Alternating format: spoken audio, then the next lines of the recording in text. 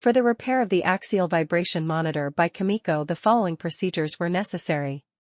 Replacement of various electronic components and general cleanup of the unit. For testing we used 24-volt DC power supply.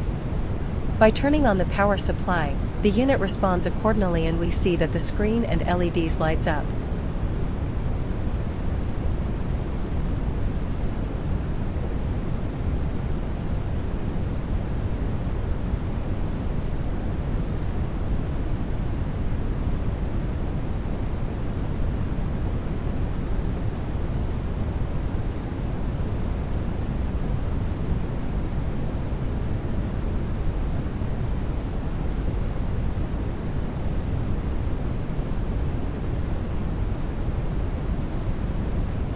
No further testing is possible due to the absence of additional units.